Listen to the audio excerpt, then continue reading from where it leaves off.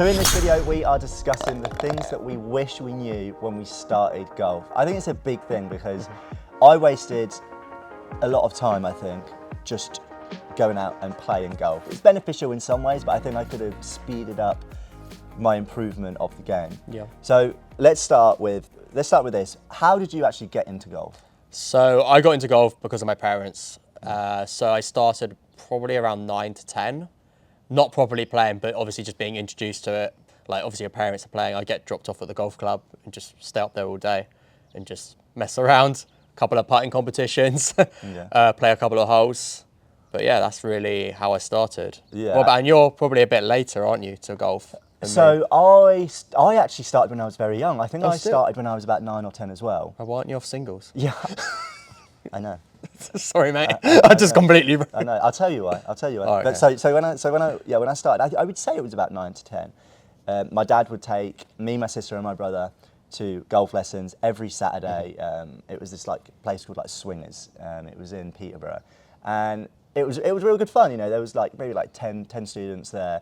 That's where I learned sort of like the basics of golf, right? And that was huge for me. Like when I look back at like how my games developed, knowing how like the fundamentals of swinging a club, like learning that movement as a kid. But as a kid, I feel like I had interests otherwhere. Okay. Like I wanted to like go out with my mates and I wanted to do all of that silly stuff, and I've wasted my time doing it. You could have been a pro. I know. Why didn't I just stay consistent? Could have won the Masters by now. Yeah, I know. But yeah, my dad was really good in that sense. Like, he took me to all the lessons, but then I got to an age of maybe like 14, 15 where I think I had too many sports going on and I stopped.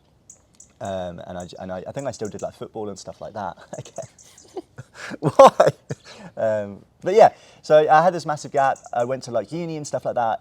I picked it up slightly at uni, played like the occasional round, but nothing serious. And then, so I had this like massive, like, I don't know, almost like 15-year gap where I stopped playing. And that's why I'm not scratched, to answer your question. So I was a fool. Yeah, but that's the thing, like there's, like as a kid, there's so many different sports, you get bombarded. And I feel like when probably we were both growing up, golf wasn't a cool sport, I would say. Yeah, I get what you're saying. Yeah, it wouldn't be like, let's go to the golf club at the weekend and hit some balls. Yeah, it's not like people like more, go and play football, like your Sunday league kids matches and stuff like that. 100%. Yeah, I feel like golf seems like it's a bit more cool now these days. Yeah, it's more of a fashion I would for sure. say, Yeah, so many younger golfers. I mean, you were saying the stat that there's more younger golfers now? Yeah, at the moment, I think like taking up the sport, I think the percentage of young golfers like outweighs like the older generation. So yeah, golf is definitely coming on leaps and bounds. Yeah. At the moment. So yeah, things that I wish I knew. So the first one being, I mean, I was lucky to actually do this, but for people listening, if you're just getting into golf, I think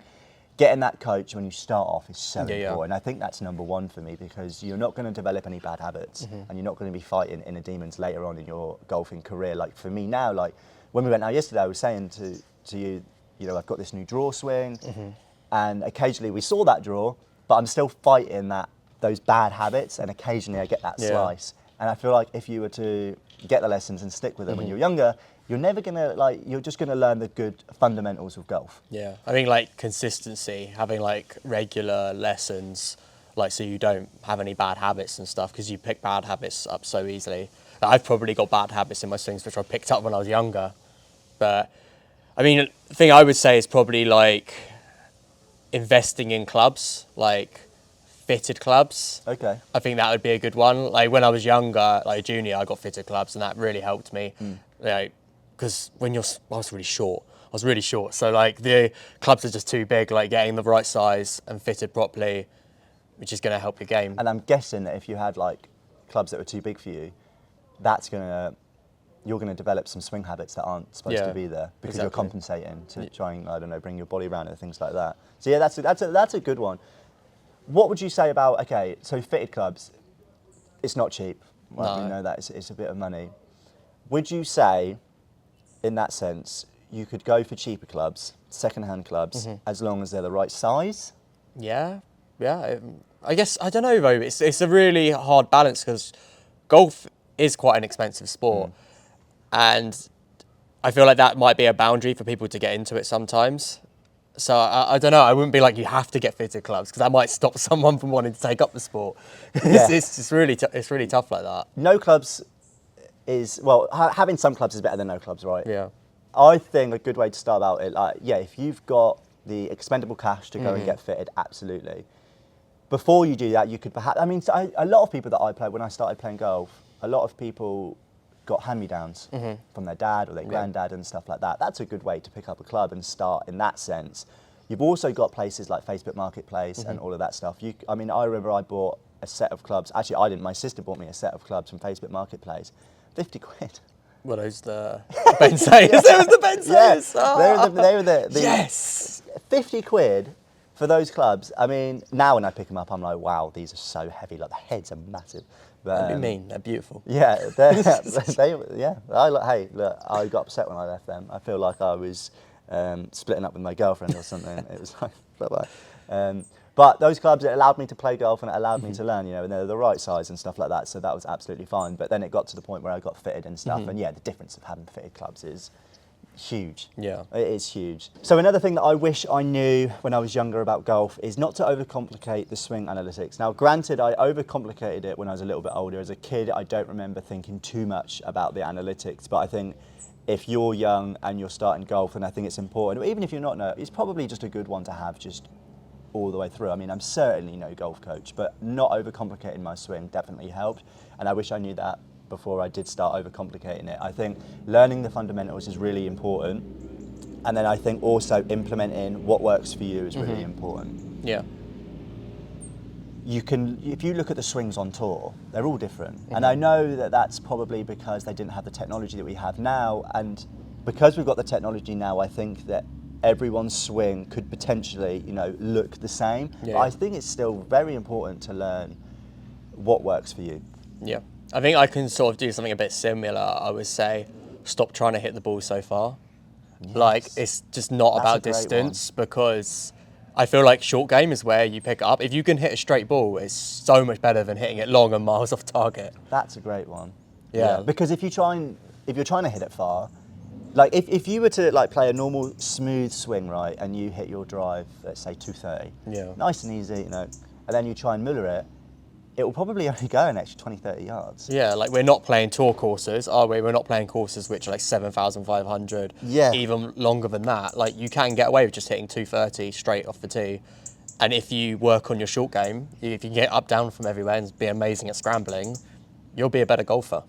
Yeah, for sure. I mean, what's the difference of, you know, if you bomb your drive down there and now you're an 8 iron into the green, what's the difference between just gently hitting it and then being a 7 iron away from the green? Yeah. Because, I mean, you're going to find more fairways in regulation by hitting it smoother. You're going to control your accuracy a lot better. And surely you would rather that than taking your medicine, bumping out of the trees. That's a good one. I like that. Yeah, I do like that. Another one for me would be to definitely practice your putting. I feel like it's not something you want to do when you're starting out golf. I feel like you just pull out your driver and you just want to absolutely smash it and then go down to your irons. But I feel like, you know, putting is the biggest thing in your game. If you want to improve your game and if you want to drop your handicap, I think putting is going to be one of those things that you have to practice. And when you actually start practicing your putting, it is fun. Yeah. It just doesn't seem fun, I think, because you just want to hit a drive and see how far it goes. But if you're serious about improving, your putting is going to be one of those things that is just going to drop your handicap down. Yeah, and like, I mean, like learning how to read the greens properly as well, like to understand like the breaks and, you know, what's going to happen with the ball. Just understanding the game, really. Another one I could say is, I mean, when I had like a golf group when I was like 20, 18, I never went on a golf trip. I never really knew about a golf trip. So maybe discovering actually going on like a group golf trip. Yeah. Like, I feel like I didn't do that at like a younger age.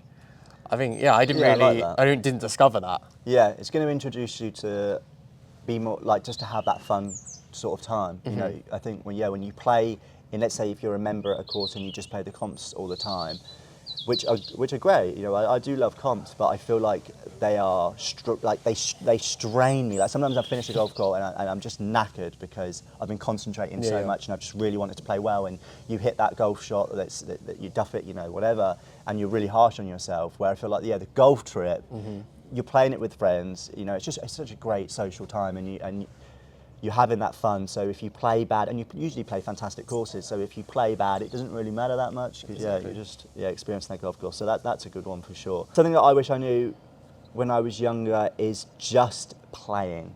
I think you can get tied up in having a lot of lessons, lesson after Yeah. lesson after lesson. I think it's really important to learn the fundamentals, and then I also think that it's really important just to go and play, and that's where you're going to find that unique thing that you prefer to do on the golf course. You know, whatever it is, whether it's putting, chipping, you know, whatever it is, you're going to find little things that you like to do. And I think just getting out there and just playing the golf courses and implementing what you've learned is going to be a real big thing. Playing in the elements is going to be a big thing.